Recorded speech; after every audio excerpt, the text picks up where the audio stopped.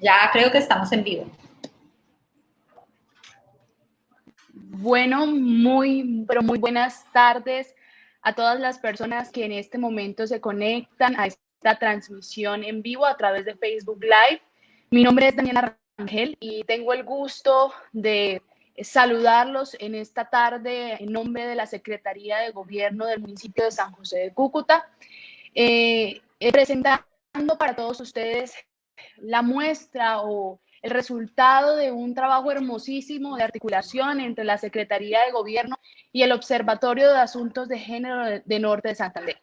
Todo esto en el marco del Plan de Desarrollo Municipal Cúcuta 2050, Estrategia de Todos, como una herramienta importantísima para generar un diagnóstico que nos permita entender la situación de violencia de género, sus implicaciones, los principales retos a los cuales se enfrenta el municipio de San José de Cúcuta en esta área.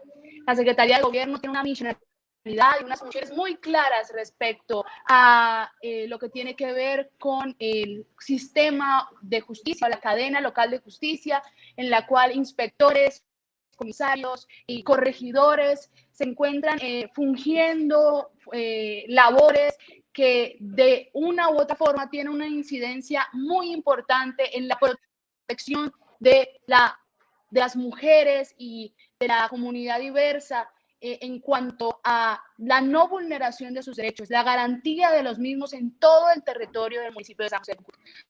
Para la Secretaría de Gobierno y para la Alcaldía de San José de Cúcuta es un gusto poder presentar ante ustedes este espacio. Gracias a las increíbles panelistas que nos acompañan o que nos van a acompañar el día de hoy para contarnos y para dejarnos saber acerca de sus experiencias como mujeres valientes, como mujeres que se atreven a mirar con ojo crítico la realidad y a denunciar. Entonces, hoy queremos escucharlas, queremos saber sus perspectivas y queremos saber también y conocer también cuáles son esos triunfos o esas experiencias significativas que pueden compartir con toda la comunidad del municipio de San José de Cúcuta. Al Observatorio de Género, nuevamente, gracias, Adriana, Gabriela, por propiciar este espacio y pues quedamos atentos a lo que será este maravilloso foro que seguramente nos brindará unos insumos importantísimos para fortalecer el trabajo tan importante alrededor de la protección de las mujeres y de la comunidad diversa en nuestro municipio. Muchas gracias a todos y a todas. Muchas gracias, Daniela, por tus palabras que representan el sentir de la Secretaría de Gobierno y de la Alcaldía Municipal de Cúcuta. Hola a todos y a todas, soy Adriana Pérez, la directora del Observatorio de Asuntos de Género de Norte de Santander. Nuevamente me conecto acá con ustedes, solo que esta vez no como moderadora, sino para dar unas palabras de apertura desde el Observatorio de Asuntos de Género. Para nosotras es bastante grato volver a encontrarnos en este espacio. Como les decía en el primer espacio de foro, este es el segundo de 3 espacios. Acá ya vamos a evaluar todo lo que es el acceso a la justicia, pero desde los lentes de las mujeres que acompañan a mujeres víctimas justamente a su ingreso a este sector para la protección y el restablecimiento de sus derechos. Ya Gaby más adelante les presentará el panel de maravillosas compañeras, pero estoy muy contenta de que hagan parte porque con todas hemos compartido de alguna manera este proceso conjunto de luchar por una vida sin violencias y por una vida donde se restablezcan y se respeten nuestros derechos. No me quiero demorar más ya para dar la apertura como tal del evento, solo quiero recordarles que este es nuestro segundo espacio de 3. El tercero va a ser el próximo jueves 26 de junio, por Dios, de noviembre, donde vamos a abordar ya lo que son las experiencias nacionales para el restablecimiento de derechos y la exigibilidad de una vida sin violencias para las mujeres. Nuestra moderadora en ese momento será otra integrante del observatorio, Paola Mendoza, y pues bueno, estén atentas y atentos a redes porque ya desde mañana estaremos rotando esta pieza. Así que sin más, Gaby, el espacio es tuyo. Pilar, Ana Lorena y Ana Milena, muchísimas gracias por su compromiso con la ciudadanía, con las mujeres perdón, hoy estoy súper trabada con la lengua, y por acompañarnos en este espacio. Yo estoy segura que lo dejamos en manos maravillosas, así que me voy a desconectar, pero que siga el diálogo. Listo, muchísimas gracias Adriana por la introducción, a Daniela también por la misma introducción. Bueno, quisiera pues primero darle buenas tardes para todos y todas, a los que están conectados y nos están viendo. Quisiera también pues darle las gracias a quienes están esperando este espacio y pues bueno, mi nombre es Gabriela Chacón, yo soy codirectora del Observatorio de Asuntos de Género del Norte de Santander. Y en el tarde de hoy pues vamos a dar inicio de un foro el cual titulamos Ciudad, Justicia y Género. Es un foro que estamos realizando en articulación con la Secretaría de Gobierno, la Alcaldía Municipal, y pues quisiera pues darle pues ese agradecimiento a no solamente a la Secretaría, pues al exsecretario del despacho, Francisco Javier Cuadros, quien fue el que nos dio pues esta confianza a propiciar estos espacios, y a las mujeres y compañeras que conforman ese despacho y que nos han ayudado. También pues gracias a su interés pues hemos podido consolidar estos próximos diálogos que vamos a entablar en estos momentos. Y por último, pues también al observatorio, pues a todo el equipo del observatorio, quienes también han estado trabajando y aportando pues un montón para pensarnos estratégicamente cómo podemos atender esta llamada de la ciudadanía sobre lo que se refiere a seguir fortaleciendo la ruta de atención de violencia basada en género, principalmente el acceso de justicia. Este es un foro que se ha pensado, pues como ya mencionado Adriana, desde tres distintos escenarios. El primero que ya arrancó la semana pasada, que fue un llamado pues a servidoras y servidoras en diálogos, donde pues conocimos las experiencias y perspectivas de quienes administran la justicia y los obstáculos que han enfrentado, entre otras cosas. Y hoy ya vamos a arrancar pues con el segundo foro, que ya desde una mirada mucho más amplia, donde hablaremos pues con distintas representantes de la sociedad civil, institucionalidad y cooperación internacional, para seguir evaluando cómo estamos en materia de acceso a la justicia y así pues hacer reflexiones mucho más integrales que permita pues reconocer qué hay dentro del interior de ello y cómo podemos mejorar. Por este espacio pues se encuentran tres mujeres maravillosas, la cual a través de su experiencia profesional y en el ejercicio de su trabajo han venido defendiendo los derechos de las mujeres víctimas de esta violencia.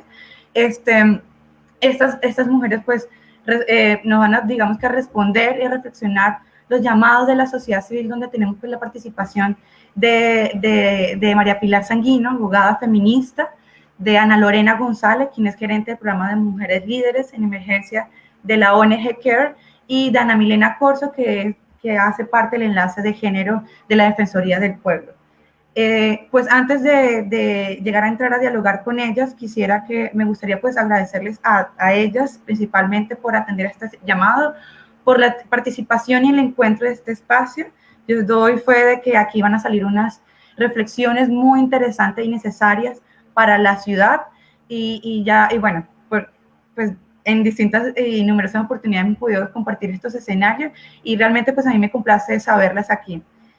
Por último, me gustaría pues acordar que este foro está dentro del marco del 16 Día de Activismo contra la Violencia de Género, y también agregar que el 25 de noviembre se está realizando una movilización en conmemoración del Día de la No Violencia contra la Mujer, que empieza a las 2 de la tarde en la Fuente Luminosa y que termina a las 4 de la tarde en la Plaza Telecom con actividades culturales. Me gustaría pues hacer una invitación extensiva a toda la ciudadanía para que pues asistan a estos espacios, que también pues que toman en cuenta todo pues en el marco de tomar en cuenta pues las medidas de bioseguridad.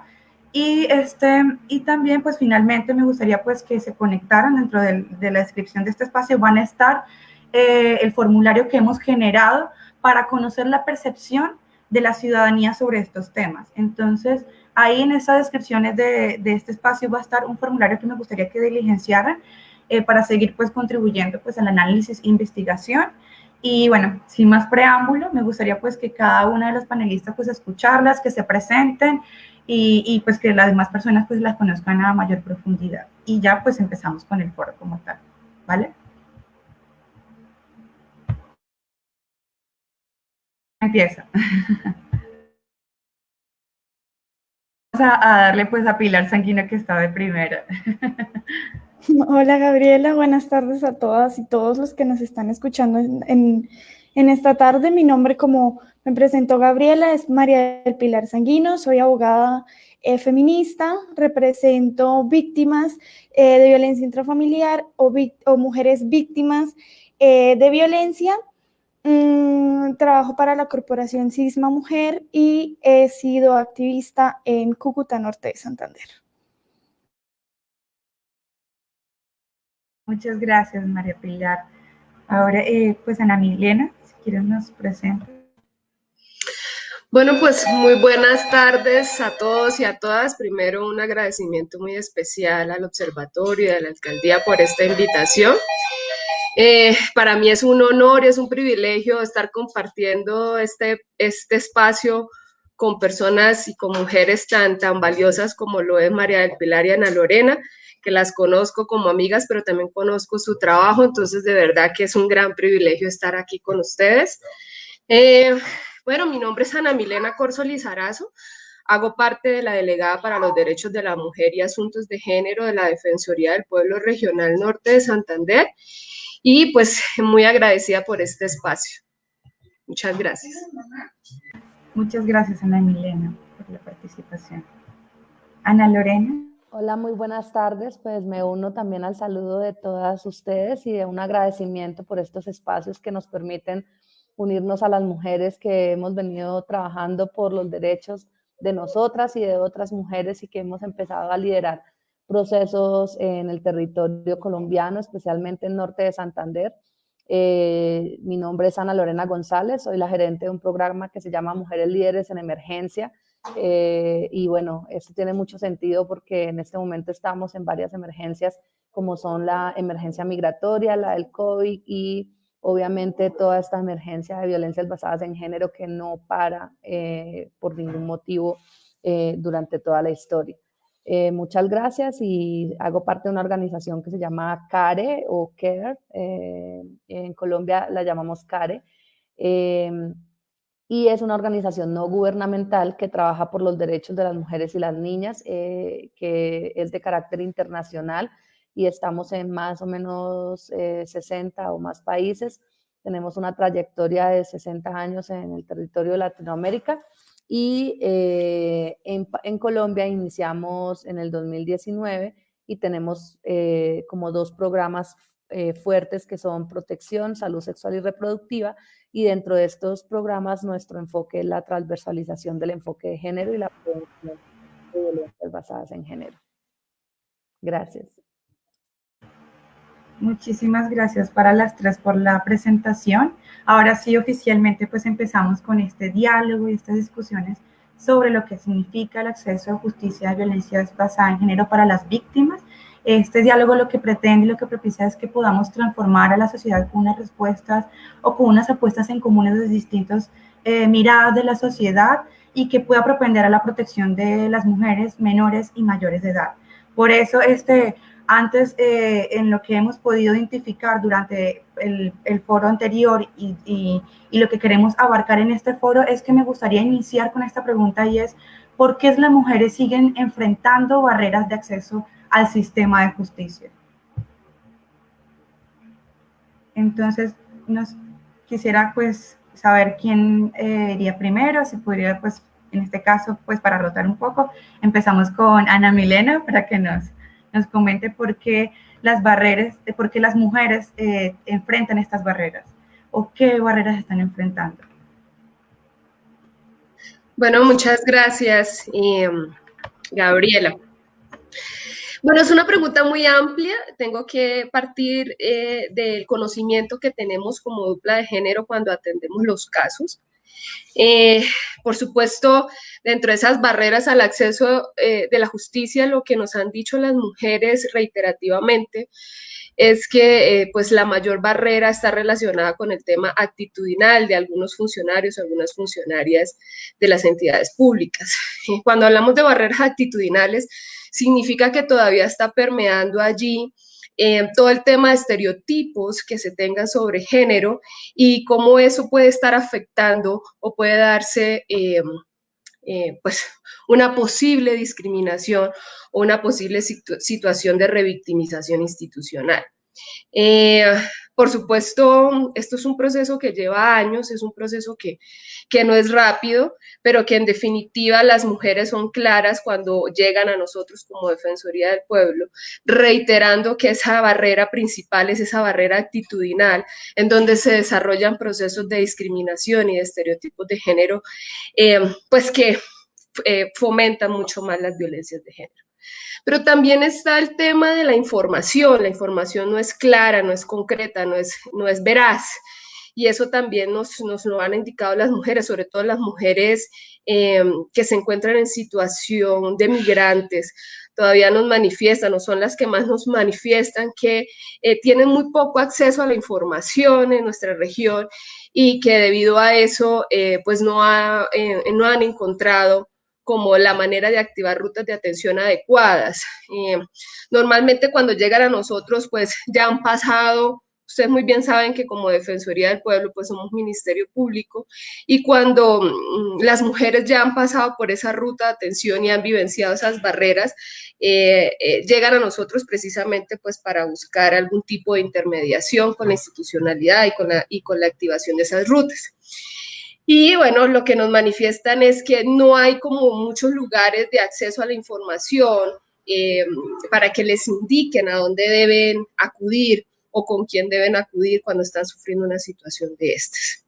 Pero en definitiva, la conclusión más grande de todos los casos que hemos tenido está relacionado con tema actitudinal de algunos servidores públicos y de cómo todavía al interior de nuestra institucionalidad pues tenemos retos y desafíos muy grandes para, pues para eliminar esas barreras en relación a los estereotipos de género y de esa manera no desarrollar una discriminación. Yo quisiera preguntarte, Ana Milena, algo, y es si esas barreras podrían llamarse unas barreras diferenciales, porque si hablamos de estereotipos, esos estereotipos comprenden de manera distinta a cómo por lo menos un funcionario se acerca o la víctima se acerca al funcionario y la discrimina de manera distinta, ya sea a un hombre o a una mujer. Sí, sí, por supuesto, son barreras que marcan un tema discriminatorio. Algunas muy reiterativas que nos dicen las mujeres es que todavía cuando quieren acceder, por ejemplo, a una denuncia, todavía se les pregunta que si no tienen visible la violencia en su cuerpo, entonces no es de mucha importancia, es decir, que una de las barreras más grandes está muy relacionada con las violencias psicológicas, pues porque no están tenidas en cuenta y al parecer no se le da la importancia que la normatividad en nuestro país le da y que la jurisprudencia en nuestro país le da. Pero muy marcado sobre todo con aquellas creencias, aquellos estereotipos que sobre todo sigue permeando nuestra sociedad machista y nuestro sistema patriarcal y que en definitiva pues en la hora de atender los casos inmediatamente se ve reflejado en esa atención. Entonces, por eso la conclusión más grande que hemos llegado cuando hemos atendido los casos es precisamente cómo transformar esas barreras actitudinales. De todos modos, considero que sí hemos dado unos cambios importantes, considero que en la región se ha dado pasos importantes en la transformación de esas barreras actitudinales, pero aún nos falta mucho y sobre todo ahora en relación con el tema de mujeres migrantes. Muchísimas gracias. Ana Lorena, ¿qué nos comenta usted con esta pregunta? ¿Qué barreras ustedes han identificado dentro de la organización donde usted trabaja? Esas barreras que hemos venido hablando. Y a mí me gustaría que ampliara como un poco más el debate en cuanto a esa perspectiva de las víctimas migrantes venezolanas. ¿Qué han podido identificar ustedes? Bueno, entonces acá tenemos como dos retos, ¿no? Porque, digamos, nos enfrentamos a varias situaciones y es que efectivamente la migración es una emergencia muy grande y una crisis que nos lleva a tener como varios contextos, ¿no? Tenemos el contexto de la población migrante que está asentada en un territorio, pero también tenemos el contexto de la población migrante que está caminando por el territorio. y eso implica unas diferentes barreras de acceso a la justicia, ¿no? Entonces, en primera medida, nosotros estamos acá trabajando en Pamplona con más o menos 150 mujeres entre migrantes y colombianas, y hay algo en común, y es que ellas primero no se reconocen como sujetas de derecho. Y creo que eso es uno de los puntos más significativos y una de las barreras más significativas, y es que las mujeres, en cuanto no se reconozcan como sujetas de derecho, pues no van a activar ninguna de las rutas. Y sumado a ello, tenemos otras situaciones diferentes que tienen que ver con, perdón, es que estamos acá en la oficina, que tienen que ver con cómo también se percibe su situación de regularización en el territorio. Y entonces, para las mujeres que están de manera irregular, es mucho más complejo el reconocerse como sujetas de derecho, porque precisamente muchos de los funcionarios plantean como estos procesos no van a tener no van a prosperar. Si nosotros activamos las rutas de justicia, si usted está de manera irregular, usted no tiene la posibilidad de prosperar este proceso. Muchas veces porque se dan intervenciones, perdón, se dan intervenciones donde las mujeres son víctimas de sus propias parejas, que son población migrante irregular, pero también son víctimas de hombres colombianos que, digamos, de una u otra manera empiezan a tener vínculos afectivos, y en muchas ocasiones también identifican en la mujer migrante la posibilidad de construir una familia y tener una persona que les ayude en el hogar, porque están solos, porque de pronto tienen unos hijos y no tienen quien los cuide. Digamos, hemos encontrado como diferentes situaciones, ¿no?, que lleva a la mujer migrante que está en situación de migración de manera irregular a generar vínculos afectivos para poder estabilizarse emocionalmente. Y sin embargo eso las ha llevado a sufrir muchas violencias basadas en género, pero ellas no se reconocen como sujetas de derecho en Colombia. Y eso es un problema súper grave, porque en este proceso que hemos llevado con estas mujeres, que hemos empezado a decir, ustedes tienen voz y voto, tienen la posibilidad de participar, tienen la posibilidad de estar, de ser, de pronunciarse frente a las violencias que ustedes, de las cuales son víctimas, independientemente ustedes cuál sea su nacionalidad o cuál sea su situación migratoria. Y sin embargo, aun cuando hemos capacitado a las mujeres, todavía vemos unas barreras, porque ellas consideran que tienen mucho miedo, porque si activan las rutas, muy probablemente van a ser estigmatizadas, discriminadas, y si no tienen documentación van a ser deportadas o expulsadas del territorio. Y entonces lo que hacen es que ellas, cuando empezamos a trabajar con las mujeres en Pamplona, identificamos que las mujeres migrantes se invisibilizaban en el territorio. Y eso implicaba que no pudieran tener una red de apoyo, una red familiar, no pudieran tener un proceso donde ellas pudieran ser capacitadas. Y cuando hablábamos de si ellas se querían participar en los grupos, tenían al principio mucho temor, porque no querían ser visibles ante la sociedad, no querían que se reconociera que ellas estaban, porque hay un proceso de discriminación muy fuerte contra las mujeres migrantes en especial. Obviamente también ahí los hombres también están siendo estigmatizados, la comunidad LGTBI, y lo que identificamos es que su forma de protegerse es invisibilizándose. Y sabemos todas que cuando nos invisibilizamos, perdemos nuestra voz, perdemos nuestro voto y perdemos la posibilidad de activar rutas en temas de justicia, en temas de protección y en temas de salud. Pero en términos de justicia, tenemos unas barreras significativas por el hecho de no reconocerse como sujetas de derecho. Muchísimas gracias, Ana Lorena. Efectivamente, sí hay unos mecanismos de defensa que van estableciendo las víctimas para no ser reconocidas. Para María Pilar, le hago la misma pregunta. ¿por qué las mujeres siguen enfrentando? Ya vemos que hay unas reflexiones que nos hablan de que las servidoras se refieren a unas barreras principales de acceso primero al desconocimiento, también a la revictimización, y otras también la que hemos podido identificar en el foro anterior es que también una de las barreras consiste en una brecha tecnológica, ya que muchas de estas mujeres no cuentan con facilidades como teléfonos móviles o internet para instaurar las denuncias durante, por ejemplo, durante en este periodo del confinamiento, que las alejó y que el único medio para poder denunciar era a través de los medios virtuales.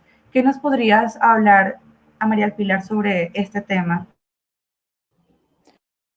Bueno, como lo han dicho pues las otras panelistas, la revictimización y la constante reproducción de estereotipos a través de decisiones judiciales que desconocen tanto los lineamientos internacionales como las leyes nacionales y la jurisprudencia que se ha dictado en todo en torno a la violencia basada en género y en el acceso a la justicia de las mujeres víctimas de violencia basada en género, pues ha como creado unas brechas muy gigantes para que las mujeres accedan con confianza a la institucionalidad. Y también pues se ha visto más exacerbado en todo el tiempo de esta pandemia y la enfermedad del COVID-19, porque pues ya las mujeres se encontraban enfrentándose a ciertas vulnerabilidades muy específicas en cada caso, a las cuales no se les está dando respuesta, y pues los entes institucionales, quienes tienen la responsabilidad de crear las respuestas suficientes al respecto, pues no los están creando y se están generando muchas más vulneraciones a los derechos y al debido proceso de las mujeres. La justicia, pues no creo que sea un secreto que la justicia ahora en estos términos tecnológicos pues no está siendo tampoco o no está brindando una respuesta suficiente y diligente ante las mujeres, que en su mayoría pues se encuentran en lugares bastante apartados, con conexiones a internet inexistentes incluso. Entonces pues vemos que la institucionalidad sigue desconociendo todo el flujo de violencias y de vulneraciones alrededor de las mujeres y de los roles de las mujeres en Colombia. Entonces, pues todo esto nos ha llevado a que las mujeres pierdan confianza en la institucionalidad, decidan no denunciar, y entonces las cifras, los estudios, el impacto de las violencias pues se ve invisibilizado, y no es que las mujeres lo invisibilicen, es un Estado que a través de una violencia institucional invisibiliza la realidad de las mujeres, tanto pues nacionales como migrantes, porque pues desconoce la ruta de atención de una manera diferencial y pues acorde a las necesidades específicas de las mujeres. Y pues esto es lo que no nos ha demostrado la pandemia, pero sí nos está pues señalando cada día con mayor fuerza, y es a lo que tenemos que apuntar como organizaciones feministas, pero también como institucionalidad, y es que no está funcionando la justicia para las mujeres. ¿Y por qué no está funcionando la justicia para las mujeres? Porque el papel del derecho, o porque el derecho se está utilizando como una herramienta para el sostenimiento del patriarcado, en lugar de una herramienta emancipadora para que las mujeres sean reconocidas como sujetas de derecho. Y pese a que existen pues los lineamientos jurisprudenciales, leyes y lineamientos pues internacionales, se desconocen, no se están brindando las capacitaciones, los comités, las mesas no están actuando bajo la obligación del enfoque de género, y esto es otra barrera que podemos identificar, y es el desconocimiento del enfoque de género como una obligación no solo de la justicia, sino de todos los entes respondientes ante la ruta de atención, como lo es la policía, la institucionalidad en el municipio o en el departamento. Entonces vemos que le imponen ciertas tarifas legales a las víctimas que no pueden suplir porque no tienen los medios, porque, pues como lo ha dicho también la Corte Interamericana de Derechos Humanos, se debe reconocer que muchas de las violencias de las cuales son víctimas las mujeres, pues se dan en un ámbito privado que no se puede entender y no se puede utilizar como justificación para privatizar la violencia de la mujer, pero sí en un ámbito privado donde pues la agresión confluye entre la víctima y su agresor y por lo tanto no hay testigos o no hay como una mayor cantidad de pruebas materiales más que el testimonio, pero vemos cómo el testimonio es desestimado porque no hay evidencia material suficiente que entre comillas pruebe que sea verdad. Lo que la víctima está narrando lo vemos en la exigencia de las autoridades ante solicitar que las víctimas, pese a que la denuncia en muchos casos también puede constituir un riesgo, como es el ejemplo de las víctimas de trata de personas, en especial las mujeres migrantes, pues esto genera como todo nuevamente este ciclo de violencias, no solo de lo que ya son víctimas en un primer inicio, sino también por parte de la institucionalidad. Gracias, María del Pilar. Bueno, te voy a llamar Pilar porque no estoy acostumbrada a decir los nombres largos, igualmente ustedes. Sí, efectivamente, de hecho, eso fue algo que pudimos darnos cuenta ahorita con el tema de las mujeres desaparecidas, cómo fue la respuesta institucional que pese a que existe un ordenamiento jurídico que respalda a las mujeres víctimas de estas violencias, siempre lo relegan a espacios privados donde ahí no entra la institucionalidad, donde ahí no hay nada que hacer, donde hay que esperar una respuesta, una denuncia formal y dejan de ser operativos frente a estos casos, ¿no? Más por ese lado, yo quisiera, Pilar, que me contaras, que nos pudieses como comentar dentro de tu experiencia, cómo pudiésemos modificar o cuáles podrían ser esas acciones afirmativas y concretas que pudiesen garantizar ese acceso de justicia y ese goce integral hacia las víctimas. Yo creo que pues en un inicio se tendrían que dar con todo el tema de comenzar a socializar las recomendaciones que han brindado internacionalmente y nacionalmente pues a las entidades respondientes en la justicia, y es la pedagogía, los jueces, los fiscales, las duplas de género, pese a que son una gran herramienta para las mujeres víctimas, pues no siempre pueden cubrir la necesidad o la mayoría de víctimas mujeres que existen. Entonces, pues es muy necesario invertir en todo lo que es en tema monetario, en infraestructura, en pedagogía, en que los comités pues realmente cumplan su trabajo en esta socialización de la jurisprudencia y de los lineamientos, de pues todo la investigación y el juzgamiento y la sanción de actos de violencia con perspectiva de género en la adopción de medidas que garanticen la capacitación efectiva del personal respondiente. Entonces, pues, como en sistematizar las decisiones, que pues a mí me parece muy importante porque tenemos líneas jurisprudenciales que son muy fuertes, que son muy reiterativas y que son muy buenas, pero al fin y al cabo se siguen perdiendo como en toda esta dimensión gigante de la Corte Constitucional y en todo lo que pues la Corte Constitucional emite diariamente, y es esta falta de sistematización de un lugar para acudir y pues poder conocer toda la jurisprudencia legal, que es pues al fin y al cabo una de las herramientas más grandes que se ha tenido para una justicia con perspectiva de género. Entonces siento que si no se comienzan a brindar las capacitaciones con enfoque de género y desarrollar programas educativos a los ciudadanos y a estos entes respondientes, pues esta serie de discriminaciones se van a seguir reproduciendo, tanto pues como lo hemos visto a nivel cultural y social, como en la justicia. Gracias, Pili. Para Ana Milena, desde esa mirada institucional, ya pues Pilar había mencionado que es necesario unas capacitaciones con enfoque de género.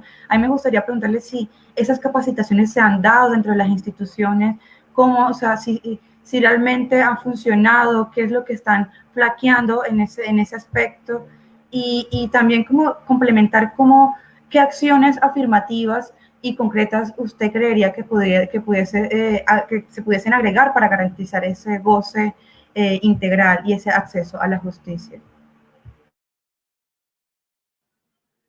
Gracias, Gabriela. Bueno, Evidentemente, el tema de las capacitaciones y de la formación es un tema que tiene que darse de manera constante y anual, ¿sí? Es decir, por supuesto, se han hecho muchísimas acciones. Ustedes tienen conocimiento que a partir de, pues que la Defensoría del Pueblo, por ejemplo, este año está realizando su tercer diplomado de Derechos Humanos con enfoque de género exclusivamente para servidores públicos de la Regional Norte de Santander. Lo hemos hecho por 3 años consecutivos. En cada año participan entre 80 y 100 servidores públicos del departamento. Pero cuando digo que y específicamente de la ruta de atención, o sea, el sector justicia, el sector protección, el sector salud, hacen parte de ese diplomado que en conjunto con la Universidad Francisco de Paula Santander, pues ya esta es la tercera cohorte que venimos haciendo. Adicionalmente, toda esa asistencia técnica que se hace a los comités que decía ahorita María del Pilar, que son de vital importancia y que para la Defensoría del Pueblo en este momento es una de sus prioridades principales. Actualmente estamos fortaleciendo 5 comités que son de los municipios que pues hemos recibido mayores casos en el departamento, que son los municipios de Cúcuta, Puerto Santander, Villa del Rosario, Los Patios y Pamplona. Y pues porque además, como lo decían ahorita las compañeras,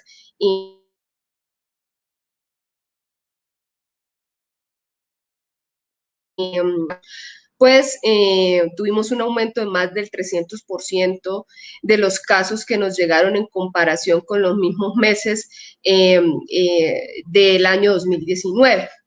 Entonces, eso quiere decir que las acciones, por ejemplo, de formación y de sensibilización, porque no solamente es un tema de brindar conocimiento de normas, sino, como les decíamos al principio, lo que hemos identificado como mayor barrera es el tema actitudinal y de transformación cultural de lo que pues está de manera naturalizada en cada una y cada uno de nosotros pues a partir de una crianza de un sistema patriarcal, pues es poder transformar también no solo el adquirir esos conocimientos, sino también el transformar aquellas creencias que nos hicieron pues creer que era lo que debería ser una mujer o lo que debería ser un hombre. En ese sentido, los procesos de formación tienen que ser constantes y eso un poco le hemos manifestado tanto a las administraciones municipales como a la departamental. Ese proceso tiene que ser constante porque además cada 4 años, como ustedes muy bien saben, pues vuelven y cambian muchos de los servidores públicos que llevan estos temas y eso genera unas barreras adicionales porque debemos comenzar. Entonces, la primera conclusión frente al tema de procesos de formación es que deben ser constantes, permanentes, con un enfoque de género, como muy bien lo decía ahorita María del Pilar, y sobre todo teniendo en cuenta ya todas las recomendaciones que nos ha dado la Corte Constitucional. Adicionalmente, se necesita servidores y servidoras en cada uno de los sectores pues mucho más calificados en relación al tema de los derechos de las mujeres y de las personas con orientación sexual e identidad de género diversa. Y además con una sensibilidad fuerte y con una construcción de derechos humanos mucho más calificada para atender estos casos, porque en definitiva se necesita esa atención diferencial y esa atención diferencial lo va a hacer ese conocimiento y ese aprendizaje de derechos humanos con enfoque de género que es fundamental. Adicionalmente,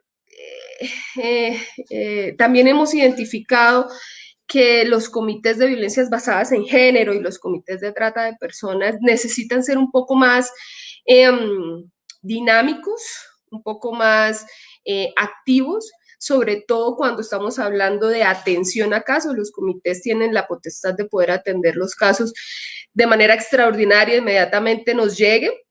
Y esa articulación intersectorial que ya nos lo ha dicho la Corte, que ya nos lo ha dicho las normas y que ahora nos lo está diciendo el Ministerio de Salud a través de ese mecanismo articulador de violencias basadas en género, la clave está en cómo, en definitiva, podemos lograr esa estrategia de atención intersectorial cuando nos llega un caso de violencias basadas en género, porque pues muchas instituciones sí realizan su acción y su competencia como institución, pero la dificultad más grande es cuando remitimos ese caso al otro sector y que esa mujer o esa víctima realmente reciba una atención integral e intersectorial, como lo dice la norma.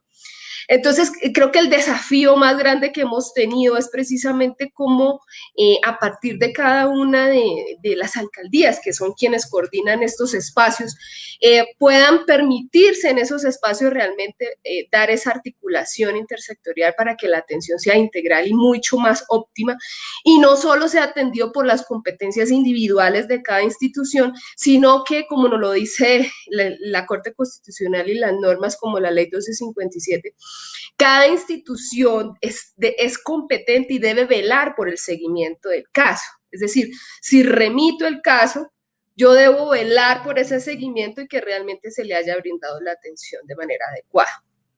Ahora bien, como lo decíamos hace un rato, la barrera más recurrente, en definitiva, está en el tema de justicia. Y bueno, ya María del Pilar ha dado una explicación pues muy profunda y desde lo normativo, que es ideal. Pero en definitiva, en el sector justicia debe existir una cualificación un poco más amplia para la atención de estos casos, tanto en el marco normativo y jurisprudencial, también como en la sensibilidad para atender estos casos en lo actitudinal. Y que, en definitiva, si no existen estas cualificaciones en los servidores y en las servidoras públicas que atienden estos casos, pues va a seguir siendo recurrente esas barreras en el sector justicia. Aquí yo podría demorarme mucho tiempo hablando, pero creo que en conclusión, pues sería eso. Gracias.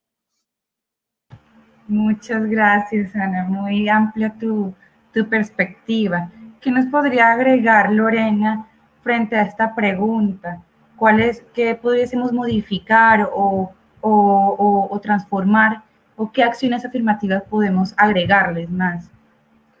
Bueno, precisamente la cooperación internacional tiene un rol muy importante porque en este momento estamos gestionando muchísimos recursos para poder atender violencias, acompañar violencias basadas en género, y creo que el poder acompañar de manera directa a las mujeres en todo el proceso de la activación de las rutas nos va a permitir también empezar a capacitar a los funcionarios desde otra línea, ¿no? Entonces, una cosa son las capacitaciones formales, donde vamos y estamos como con los profesionales y tenemos un marco teórico que es muy importante, como los diplomados que hace la Defensoría del Pueblo, que me parece que son una herramienta muy significativa, pero tenemos que complementarlo con ese acompañamiento en la gestión de casos, y que esa gestión de casos no solamente sea la activación de la ruta por sí misma, sino que también sea un espacio de diálogo y de capacitación a estos funcionarios y de sensibilización. Desafortunadamente nos hemos dado cuenta que muchos de los casos de violencia basada en género son atendidos eficazmente y con algunas limitantes cuando un profesional está acompañando a las víctimas. Y eso no debería pasar, porque no podemos acompañar a cada una de las víctimas que está activando las rutas, y eso implica que muchas de ellas desistan de activar las rutas porque encuentran una barrera de acceso. ¿Qué propongo? Poder, además de que estos procesos de capacitación y educación, empecemos a construir metodologías que realmente aporten a la transformación, porque somos seres humanos que tenemos unas identidades y unas representaciones mentales y sociales frente a lo que significa ser hombre, ser mujer, cómo nos relacionamos, cuáles son los roles, y eso requiere un trabajo un poco más a profundidad, ¿sí? No solamente el del ámbito teórico, sino también del de cómo nos tocamos a nosotros como seres humanos para poder empezar a transformar, y cómo también empezamos a motivar desde las universidades a los profesionales en formación que empiecen a incorporar el enfoque de género. Creo que eso es lo que nos va a permitir tener cada vez profesionales que puedan atender con mayor fuerza y con enfoque de género, porque realmente nos hemos encontrado y yo he tenido mucho vínculo con profesionales que están en formación en las universidades y desde las universidades no se da ese enfoque de género. Entonces creo que una incidencia importante es cómo vinculamos a la academia, tanto en los colegios como en las universidades, para que las personas que desean empezar a ejercer roles profesionales como de salud, de protección, de justicia, puedan tener desde la academia incorporado este enfoque de género. Entonces creo que tenemos muchísimo trabajo que hacer porque, como dice Ana Milena, es un trabajo constante, persistente, que va más allá de lo teórico y pasa por la sensibilidad de cómo yo me reconozco como ser humano en todas los estereotipos que la cultura me ha dado y cómo yo soy autocrítico o autocrítica conmigo misma y empiezo a generar una dinámica que me permita transformarme, porque al final eso es lo que tenemos, ¿no? Lo que nos ha pasado y es que hemos hecho muchas capacitaciones, pero al final muy pocas personas tienen la intención real de generar un proceso de transformación. Y eso requiere un proceso de conciencia de qué significa transformarme, hacia dónde me quiero transformar y cómo logramos estas conversaciones para que las personas se piensen de manera diferente. Y eso va a permitir que los profesionales y las profesionales empiecen a, cuando se piensen de una manera diferente, empiecen a incorporar eso dentro de su quehacer. Y obviamente que los funcionarios reconozcan que todas las personas son sujetos de derechos, independiente el género, independiente el sexo, independiente la nacionalidad, independiente la edad, todas las personas son sujetas de derecho. Y eso es algo que nos falta fortalecer y es cómo acá en Colombia reconocemos a las mujeres y reconocemos a los hombres, a la comunidad LGTBI, a los niños y a las niñas que aun cuando sean de otra nacionalidad, tienen derechos en nuestro país.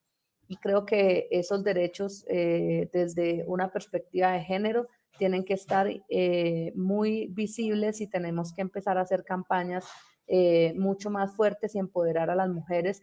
Yo les contaba que tenemos más o menos 140 mujeres que cuando llegamos no se reconocían con voz y voto, no se reconocían sujetas de derechos y en este momento estamos en un proceso donde ellas están realizando acciones hacia afuera donde quieren educar a las personas respecto a cómo ellas también pueden exigir sus derechos, ¿no?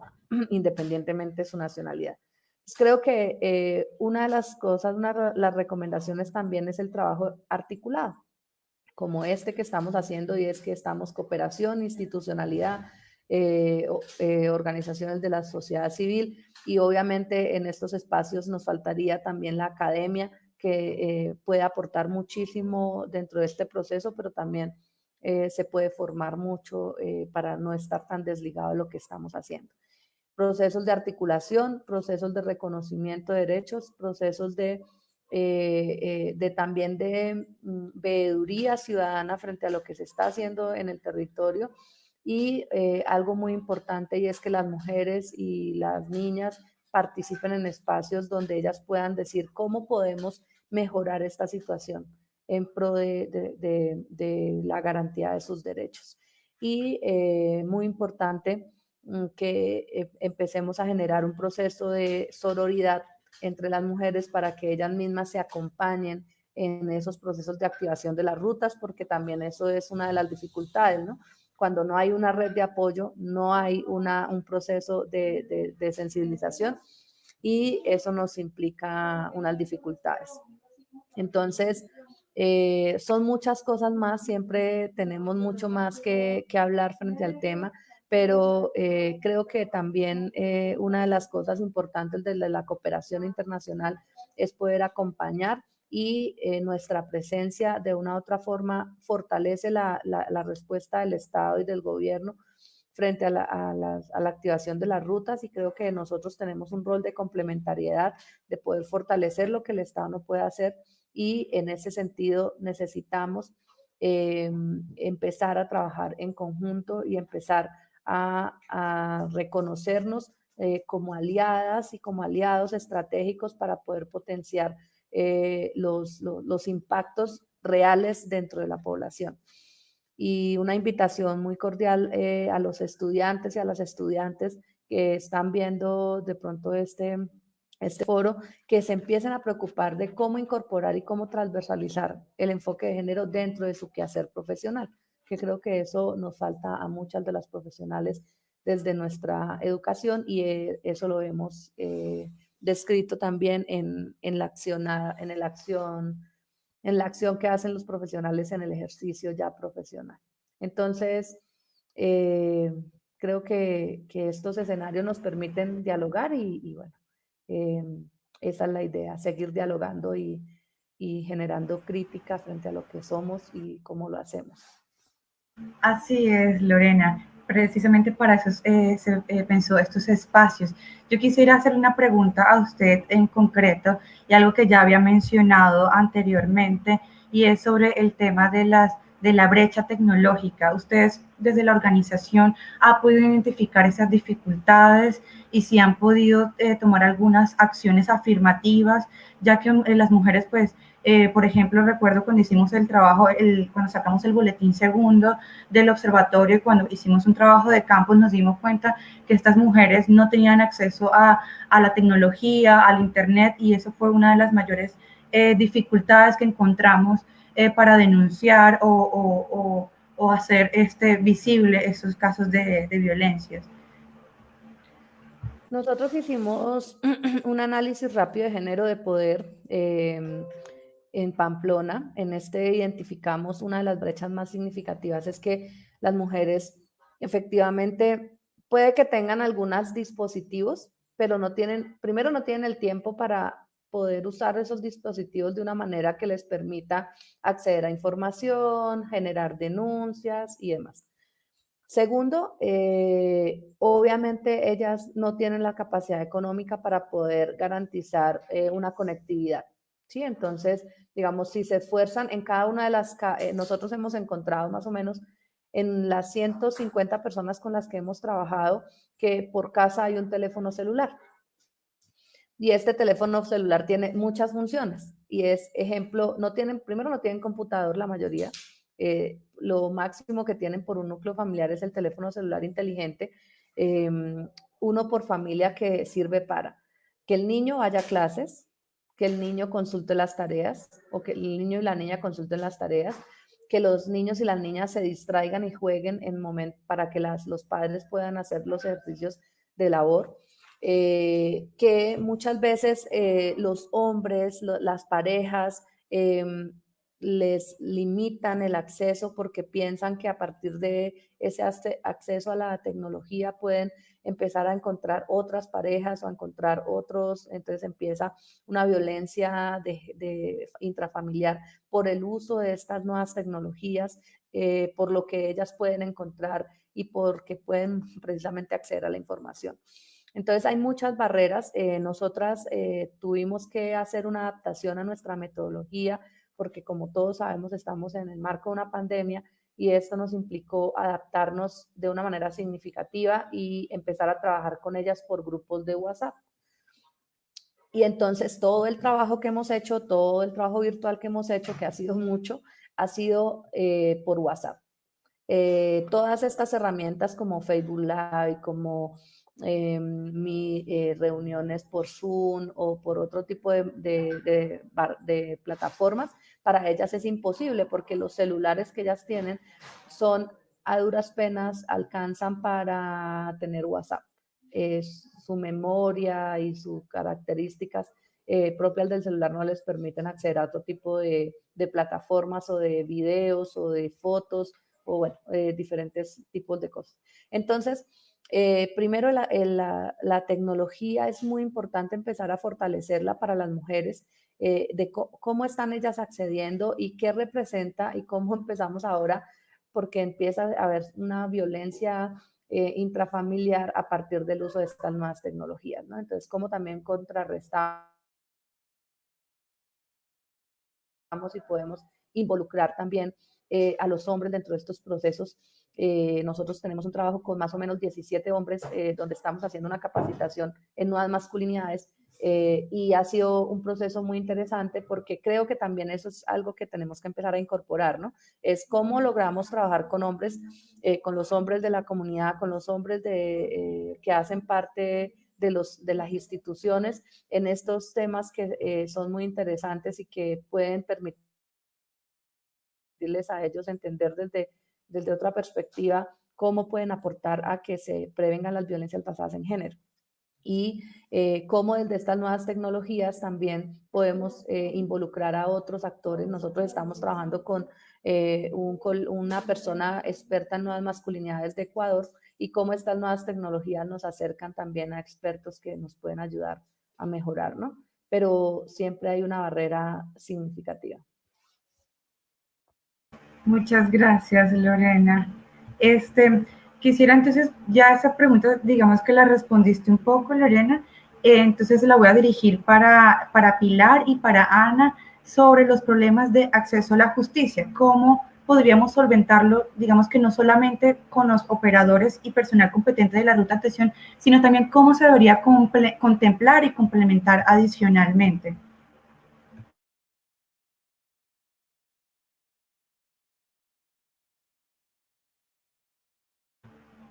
¿Estaba hablando con el micrófono apagado? No. Ok, lo siento. Vamos a darle la palabra a Pilar. Vale. Bueno, pues yo creo que un síntoma que hemos podido observar a lo largo de este año es el incremento, o no el incremento, sino como pues las redes sociales ahora nos tienen, es la realidad actualmente. Entonces hemos visto como un incremento del famoso scratch o de las denuncias paralegales, paralelas a las legales, pero que es un síntoma del mal funcionamiento de la justicia legal. Entonces yo creo que más que un acompañamiento es esta reestructuración de una justicia con enfoque de género. O sea, la justicia que actualmente se mantiene, el status quo del Código Penal, del penal, que es una de las ramas más patriarcales para las mujeres, sobre todo cuando son víctimas, en especial pues porque las representantes de víctimas no tomamos somos unos intervinientes especiales en realidad, si no somos parte como por la fiscalía, y pues eso corresponde a una carga procesal y la igualdad y demás, pero al fin y al cabo son entidades que desconocen la realidad histórica y la violencia estructural contra las mujeres y que desconocen los intereses propios de las víctimas. Es que lo que yo considero más que un complemento tiene que ser una reestructuración. Si la justicia no comienza a aplicar y a funcionar con enfoque de género, pues en realidad no está haciendo nada, en realidad solo está emitiendo fallos que al final no van a responder, que al final van a servir para sus propias cifras, pero que no van a dar respuesta integral y estructural al verdadero problema, que es pues la violencia sistemática en contra de las mujeres. Yo no podría hablar de complementos porque realmente no los consideraría, pero sí consideraría una reestructuración, unas fiscalías propias para las violencias basadas en género. También entendemos que todo este sentido punitivista del derecho penal, de más creaciones de tipos penales, pues tampoco es la respuesta, porque pues seguirían siendo ejecutados por personas que no están sensibilizados y que no están pues educados en torno a todos esos enfoques diferenciales, enfoques de géneros, enfoques feministas, porque no los tienen. Entonces pues sigue siendo más normas, más papel, pero nada de acción concreta. Yo siento que pues este síntoma y la respuesta ante este síntoma de las justicias paralegales, que pese a que son una apuesta feminista muy válida y muy legítima, pues aún sigue como desconociendo la necesidad de reparación de las víctimas. Y lo mismo hace el penal, cómo llegamos hasta una instancia de reparación de las víctimas en donde verdaderamente se vea la reparación, en donde no obliguemos a una mujer a conciliar simplemente porque nos parece que es un desgaste procesal para llevar a término un proceso penal por violencia intrafamiliar o por violencia contra la mujer, el desconocimiento de la violencia psicológica como lo señalaban a Milena, pues realmente no podemos complementar una estructura que no funciona. Tenemos que reestructurar la justicia, porque de lo contrario, pues va a seguir siendo obsoleta, ineficaz y desconfiable pues, para las mujeres. Y si lo seguimos planteando sin ir hasta la raíz del problema, pues vamos a seguir decorando esta maquinaria patriarcal que desconoce los derechos de las mujeres y en especial su derecho a una vida libre de violencias. Entonces, pues realmente yo no consideraría como añadir, sino reestructurar completamente. Muchas gracias, Pilar. Ana Milena, ¿qué nos dices sobre esta pregunta? Gabriela, es que perdóname y te hago una contrapregunta, es que de pronto no entendí muy bien. La pregunta está relacionada a qué acciones hacer para las rutas de atenciones en el marco del COVID-19 o en general. Pues yo creo que eso ya sí se lo dejo a discrecionalidad suya, si quisiera como hablar más de un contexto actual en el marco del COVID-19 o si le gustaría pues mencionar algo ya de forma general. Yo considero que, pues, que estamos en este contexto pandémico y que todavía se va a extender, pues sería bueno que también nos dirigiéramos al COVID-19 que nos ha tocado durante mucho en este panel. Entonces, Okay. Bueno, para la Defensoría del Pueblo, sí, ya lo decía hace un rato, sí hubo un aumento significativo en el marco del COVID-19, más del 300% en comparación del año 2019. Y ustedes muy bien saben que los casos que llegan a la Defensoría del Pueblo, pues son casos que ya han pasado por la ruta de atención. Y las principales situaciones que nos decían es no tenemos a dónde acudir, la institución está cerrada, los teléfonos no nos contestan. A veces los teléfonos nos hablan, nos dan una asesoría y nos indican una ruta, pero esa ruta no está vigente ahorita porque nos dicen deben acercarse a tal y a tal institución, pero pues en este momento no está abierto, no está trabajando así, no había suficientes canales de información para indicarle a las víctimas a dónde acudir, etcétera, y creo que, pues claro, como pues la regional ha posicionado el tema de la dupla desde hace 6 años, a través de las lideresas y de las organizaciones internacionales, etcétera, pues se pudo como hacer mucho más público los números de contacto que la Defensoría Regional dio para que se atendieran y creo que eso fue parte del hecho de que este año pues estuviéramos atendiendo mucho más casos que los otros años. En ese sentido, por supuesto, pues ya con el hecho de que exista un incremento de casos atendidos por la Defensoría del Pueblo, ya es evidente que las barreras de la implementación de la ruta pues aumentaron o se exacerbaron, por supuesto porque se le dio menos importancia al asunto. Eso ahorita no es importante, lo importante es realizar otras acciones en el marco de la pandemia.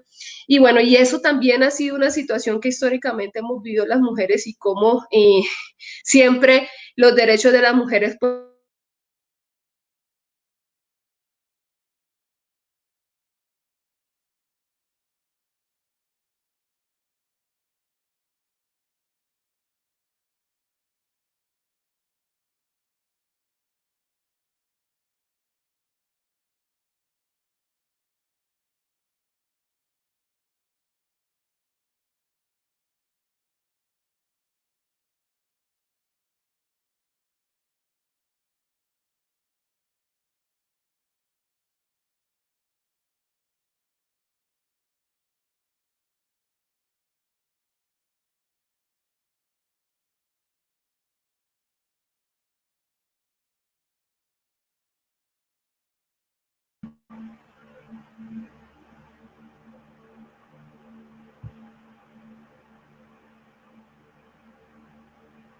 Creo que fue el de Ana Milena que se le cayó.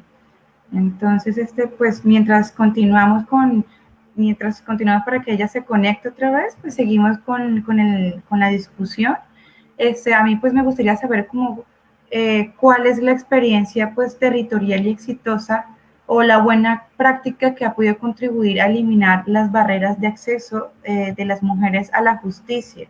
No sé si Ana Lorena está en la sala. ¿Sí? Hola, sí, acá estoy. Muchas gracias. Bueno, desde CARE nosotros tenemos una línea de atención, una línea de acompañamiento que es la de protección y salud sexual y reproductiva, y dentro de estas dos programas que estamos trabajando tenemos el acompañamiento jurídico y psicosocial para víctimas de violencia basada en género, especialmente migrantes. En este momento hemos acompañado, el equipo acompañado que está conformado por una psicóloga y un abogado, a población en ruta caminantes. Ahí es donde hemos identificado muchas barreras que han implicado que las mujeres no se les crea lo que les pasó, se desvirtúe su testimonio, ellas no se reconozcan como sujetas de derecho, pero además cuando llegan y se da la asesoría para que ellas ya empiecen a reconocerse como sujetas de derecho, llegan a las instituciones y las instituciones no quieren reconocerlas como sujetas de derecho. Entonces, digamos que hay toda una complejidad en ese proceso, porque además las mujeres, los funcionarios plantean como que si usted no está en el territorio viviendo es más difícil porque usted está transitando, entonces usted tiene que quedar acá para poder activar la ruta. Entonces ponen muchas barreras de ese tipo. Y lo que ha hecho el equipo desde CARE es poder acompañar cada una de estas mujeres a activar las rutas de manera efectiva y a que les tomen la denuncia, le activen las 3 rutas: salud, protección y justicia. Y por eso hablaba yo hace rato que desafortunadamente, para poder activar las rutas eficazmente para la población migrante en especial, muchas veces requieren una profesional o un profesional que esté ahí al pie y que le diga al médico, que le diga al juez, que le diga a la fiscalía, como, o sea, pilas, que es que usted tiene que activar la ruta. O sea, no es que porque es migrante o porque es caminante o porque no está de manera regular. Entonces, el apoyo que hemos realizado desde CARE es como tener este programa con esta intención de prevenir feminicidios, de poder atender y poder como hacer una atención integral. Muchas gracias, Lorena.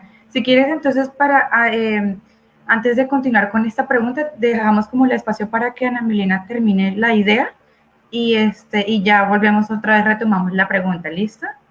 Yo me quedé conversando sola hasta donde me escucharon, qué pena. Quedamos en las acciones en el marco del COVID para mejorar la ruta de atención, ¿cierto? Creo que sí. Así es. Bueno, pues un poco como a la reflexión que hemos llegado en la Regional Norte de Santander a través de la dupla, es que aunque existan esas debilidades, como lo decía hace un rato la compañera Ana Lorena, frente a que las mujeres, las víctimas no tienen ese acceso pues al Internet, sí nos dimos cuenta que a través del WhatsApp, como lo decía Ana Lorena, pudo ser mucho mejor o aumentó, por decirlo así, o vimos más participación de las mujeres para poder dar la denuncia, que lo que veíamos en años pasados, pues porque además eran mucho menos los casos. Entonces, claro, debido también, me imagino que a los tiempos que las mujeres y las personas así manejan al interior de sus hogares, era mucho más fácil poderse conectar a través de un WhatsApp o de un número telefónico, y eso creo que ayudó a que aumentara ese tema de las denuncias, ¿no? Porque muy bien conocemos que cuando se asistía a la institucionalidad de manera presencial, pues se veían situaciones o barreras como a las víctimas les decían vaya a tal lado, después vaya a otro lado, y pues las víctimas no tenían pues la situación económica para poder estar yendo de institución a institución, precisamente porque no existe esa articulación intersectorial, sino que le dicen a la víctima o le responsabilizan a la víctima que debe ser ella la que debe activar cada uno de los sectores, y no desde el sector que reciba la víctima se activan los demás.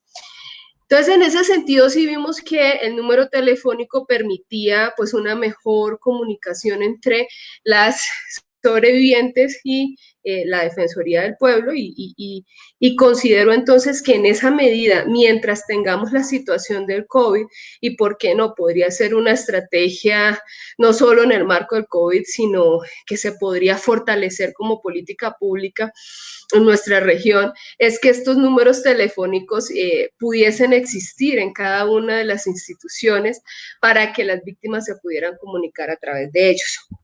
Si no es posible después del COVID, pues en el marco del COVID sí consideramos que debe ser fundamental esas estrategias que se implementen en el marco de esta emergencia. Porque definitivamente a las mujeres y a las víctimas en general sí les ha facilitado mucho más poderse comunicar con la institucionalidad.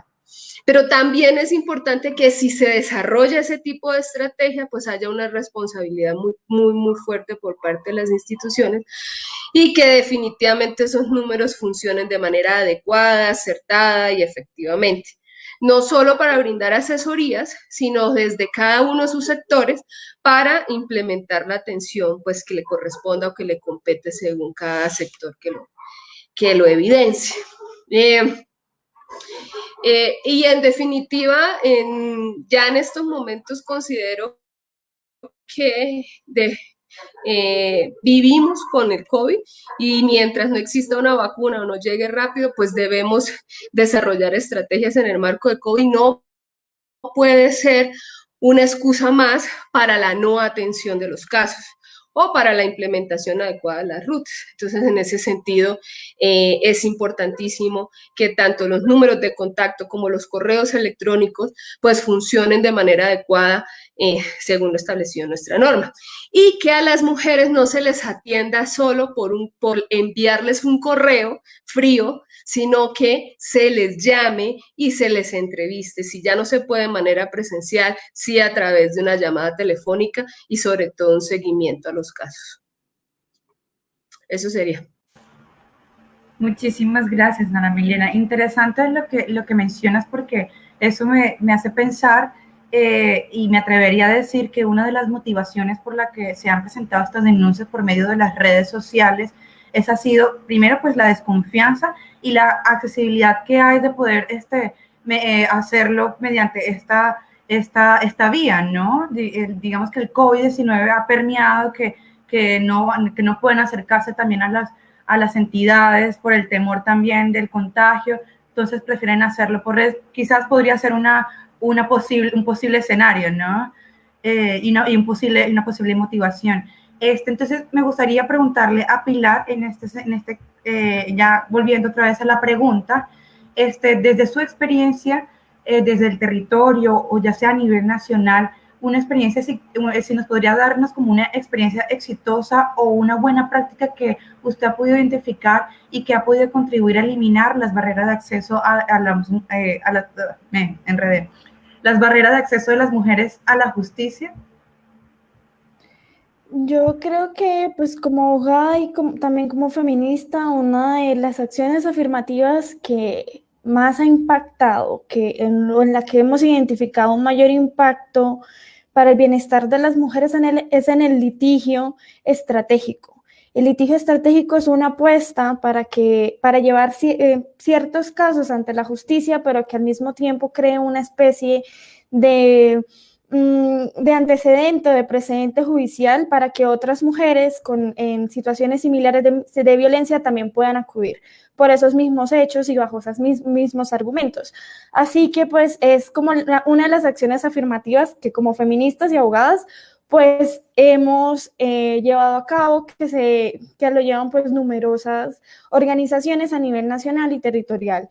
En Colombia, además de eso, pues en territorio creo que la creación de la línea de atención a mujeres en riesgo, víctimas de violencia basada en género en la Secretaría de Equidad de Género, pues fue una apuesta muy afirmativa, muy importante, porque pues como decía Ana Milena, era una alerta que en pandemia y especialmente pues con todo el tema del aislamiento, las mujeres iban a estar confinadas con sus agresores o sus posibles agresores y por lo tanto iban a necesitar pues una mayor respuesta y una respuesta mucho más rápida para estos casos. Así que pues ese fue el inicio de la línea de la Secretaría de Equidad de Género. A su vez, creo que pues otra de las acciones afirmativas que tenemos como colectivos, como observatorios, como corporaciones, es identificar las barreras, porque identificar las barreras nos permite trabajar sobre ellas. Nosotros, por ejemplo, trabajamos sobre ellas a través de impulsos procesales, a través de llamados de atención, de reiteración de jurisprudencia, que al final se convierte en un ejercicio que no se debería dar desde la sociedad civil o desde la cooperación, sino que se debería dar desde la institucionalidad, pero que cuando toca, pues, como dicen, toca. Porque si no, pues seguimos como en esta cadena de victimización, de revictimización, y pues no podemos sentarnos y no hacer nada al respecto. Entonces sí considero que el litigio estratégico pues es un arma de alto impacto para el restablecimiento de los derechos de las mujeres. Muchas gracias, Pilar. Y bueno, ya como para ir cerrando, quisiera como hacer una última pregunta que me parece muy importante mencionarla. Nadie pues nos está echando, pero pues la idea es como no alargar esto y que se vuelva todo un foro, pues, sí, un foro alargado. Me gustaría preguntarles cómo se podría vincular el sector salud en el proceso de exigibilidad de justicia y protección, porque generalmente siempre se ve dicho que el sector salud es como una rueda suelta y aparte pues es una rueda suelta y aparte en el restablecimiento del derecho de las víctimas. Entonces, ¿cómo vinculamos el sector salud? Sabemos que estamos hablando de acceso a justicia, pero también el sector salud es una parte importante del restablecimiento de las mujeres, del derecho de las mujeres, ¿no? Entonces, ¿quién quisiera acá de manera voluntaria responder a esta pregunta? Hola, si quieres yo inicio para que... Listo, Ana, listo, Lorena. Digamos que yo creo que una de las grandes barreras o dificultades que he identificado durante mi trabajo de acompañamiento, en mi trabajo de acompañamiento a víctimas de violencia de género, es que aun cuando activan la ruta de salud, desde la ruta de salud muchas veces no se activan las rutas de justicia y de protección. Y creo que ese anclaje es fundamental, ¿no? Como que todos los profesionales de salud reconozcan la importancia de activar también la ruta de protección y de justicia. Y creo que desde ahí es el rol fundamental porque muchas veces las pruebas que ellos recolectan, además como toda la intervención en salud y en salud mental, permiten tener una mayor eficacia en la toma de decisiones en el proceso de justicia. Entonces yo creería que en el momento en que cada uno de ellos y de ellas del sector salud reconozca que su rol es fundamental para poder recolectar toda la evidencia necesaria para poder hacer lo que dice Pilar, y ese es el litigio estratégico, y poder también generar esos procesos de acompañamiento jurídico de una mejor manera, es importante. Pero adicional a ello, que ellos reconozcan la importancia que sean ellos y ellos quienes apoyen la activación de la ruta de protección y de justicia, que creo que es una falencia que existe actualmente. Muchas gracias. ¿Quién otras de Ana Milena nos podría complementar la respuesta? Sí, está muy encaminada a lo que ya dice Ana Lorena y a lo que he venido como conversando desde el principio, y es Es que dentro de nuestra normatividad en relación a los derechos de las mujeres y de las personas con orientación sexual, identidad de género diversa y también a todo el tema de violencias de género en niños, niñas, adolescentes, la norma es reiterativa y la Corte Constitucional es reiterativa en cómo definitivamente pasamos de esa atención individual de la institución y nos comprometemos a la atención intersectorial, ¿sí? Que es un poco lo que decía ahorita Ana Lorena, y es que por donde llegue el caso, si estamos hablando del sector salud, el sector salud inmediatamente, según la norma, tiene la responsabilidad de activar el resto de sectores.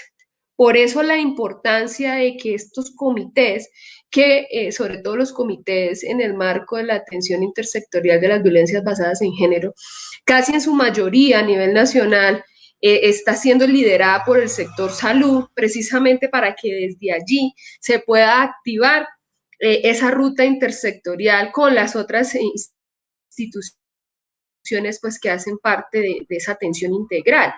Y no es que yo atiendo lo mío, salud, yo no tengo nada que ver con justicia y protección, no, sino que la norma ya no lo ha dicho reiterativamente, que si les nombrara cada una de las normas, pues aquí duraríamos toda la noche conversando por ellas, pero es reiterativa diciéndonos a las instituciones, sobre todo a las instituciones que hacen parte de la ruta de atención, sector justicia, sector protección y sector salud, que la atención debe ser activada de manera intersectorial.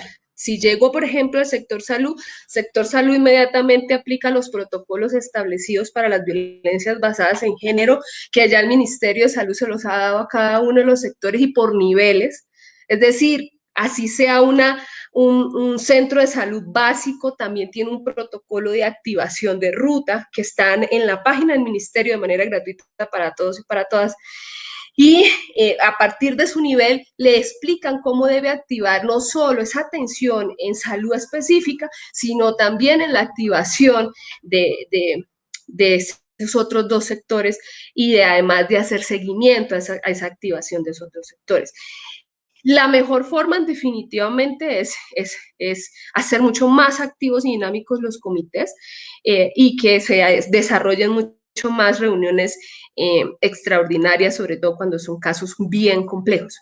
Entendemos que a veces en la dinámica del trabajo que tenemos, del exceso de trabajo y del poco personal de las instituciones, es complicado de pronto estar haciendo pues constantes reuniones de comités extraordinarios. Sí debe haber una articulación coordinada y deben haber personas o equipos de trabajo establecidos para estos temas en cada uno de los sectores, en donde inmediatamente se pueda activar esa ruta intersectorial y hacer seguimiento. Ojo, no es mandar a la víctima al otro sector, ¿sí? Es que el sector que lo reciba o la institución que lo reciba lo envía de manera formal al otro sector para que reciba esa atención integral. Eso es, gracias. Listo, muchísimas gracias, Ana Milena. Pilar, ya como para ir cerrando y a grandes rasgos, ¿qué factores entonces deben reconocerse para la integralidad de la atención? No te entendí bien la pregunta. ¿Me la puedes ampliar un poquito? Sí, esto va referido a cómo se vincula el sector salud en el proceso de exigibilidad de justicia y protección. Entonces, ¿qué factores podemos reconocer para la integralidad de esa atención? ¿Sí? Ok, pues yo considero que lo importante como para que la atención sea integral es el conocimiento de cómo identificar una víctima de violencia basada en género y qué ruta activar en caso de ser víctima de violencia basada en género, entendiendo que pueda ser víctima de violencia sexual, víctima de violencia intrafamiliar, una mujer víctima de trata de personas, etcétera. El conocimiento de sus obligaciones ante la ruta de atención como una de las columnas más importantes dentro de la activación de la ruta de atención, pues es muy importante y siento que es como la piedra angular de la integralidad frente a las víctimas de violencia basada en género y cómo activarlo. Creo que una de las barreras también que no hemos mencionado, porque pues estamos hablando del sector justicia, es también cómo se revictimizan a las mujeres o cómo incluso se llegan a llevar a cabo ciertos comportamientos violentos en contra de las víctimas, ya de las víctimas de violencia basada en género. Entonces, esa es la identificación de estos factores, en cómo erradicarlos y en cómo trabajarlos, pero al mismo tiempo en que no pueden desconocer sus obligaciones ante la ley, pese a que existan en territorio o a nivel nacional otras agencias o otras entidades que también lo hagan, porque es que ellos tienen que brindar una respuesta y tienen que articularse para llevar a cabo y hacer efectiva esa respuesta, y no pueden imponer a otras entidades como respondientes. Por ejemplo, salud es uno de los respondientes más importantes y es uno de los principales ante los comités de violencia contra la mujer, de violencia basada en género, y de esta nueva mesa pues intersectorial. Entonces no pueden desconocer, no pueden como malinterpretar la norma, porque al final terminan malinterpretando la norma y desconociendo ciertas facultades, ciertos compromisos que tienen. Entonces siento que al final volvemos como al mismo punto, es el desconocimiento de la normatividad, y no solo el desconocimiento, sino también es el conocimiento, pero el capricho de no aplicarla de la manera en que se debe aplicar, y eso es algo que pues realmente y particularmente yo identifiqué mucho en el territorio. Entonces, sí, creo que de una manera de como atender integralmente a las víctimas es bajo el conocimiento de los deberes y obligaciones que hay, pues jurisprudencialmente y legalmente. Vale, muchísimas gracias, Pilar. Yo creo que ya pues hemos llegado como a nuestra jornada final con esta conversación, estos diálogos y reflexiones. Agradezco mucho a las panelistas por el aporte tan importante y necesario e interesante que han venido haciéndolos durante pues estas 1 hora y media que hemos venido dialogando. Y algo que hemos dejado muy claro y se ha reiterado es el desconocimiento de la ley. Ojalá que con esta conversación y muchas personas se animen también a estudiar la norma, a reconocer ese ordenamiento jurídico que respaldan a las víctimas, no solamente desde la institucionalidad, sino también desde el Estado en general, la sociedad civil y a quienes nos están escuchando en estos momentos. Quisiera pues agradecer a las compañeras por haber hecho parte de este panel, a los que nos escucharon, a los que nos vieron, y darle pues también el agradecimiento a la Secretaría de Gobierno, al Observatorio también de Asuntos de Género. Yo creo que esto es un escenario muy importante para poder seguir como contribuyendo a la erradicación de la violencia y a seguir como comprometiéndonos a este objetivo que nos implica a todos y a todas. Si algunas de ustedes quisieran como dar un mensaje, unas palabras de cierre, pues les dejo el micrófono para que puedan hacerlo.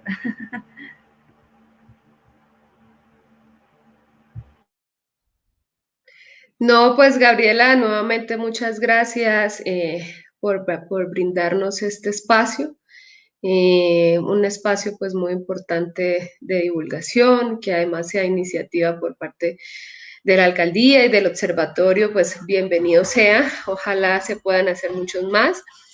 Y bueno, que desde la Defensoría siempre prestos para cualquier atención o requerimiento que necesite. Muchas gracias por este espacio. Bueno, también muy agradecida por participar en esta conversación. Creo que cada día también vamos aprendiendo y vamos articulándonos de una mejor manera.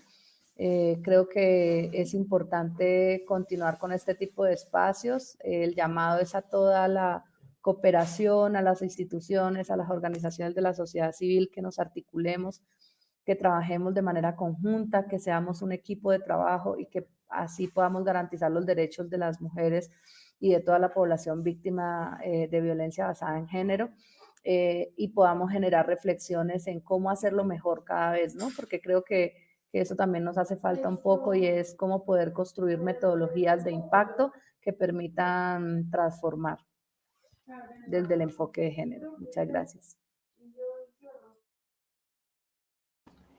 Bueno, Gaby, la verdad, pues muchísimas gracias a la Secretaría pues, de Gobierno y al Observatorio de Género por esta invitación. Me parece que estas conversaciones son muy importantes, sobre todo para señalar y documentar las barreras, para reflexionar sobre ellas y para proponer pues acciones afirmativas encaminadas siempre a la protección y a la garantía de los derechos de las mujeres, al cumplimiento de las normatividades. Realmente pues felicito que en el marco de estos 16 días de activismo en torno al 25N pues estén llevando a cabo estos debates tan importantes para la sensibilización acerca de la violencia estructural, cultural, social e institucional sobre las mujeres. Muchísimas gracias, Pilar, Ana Lorena y Ana Milena, nuevamente por atender esta llamada.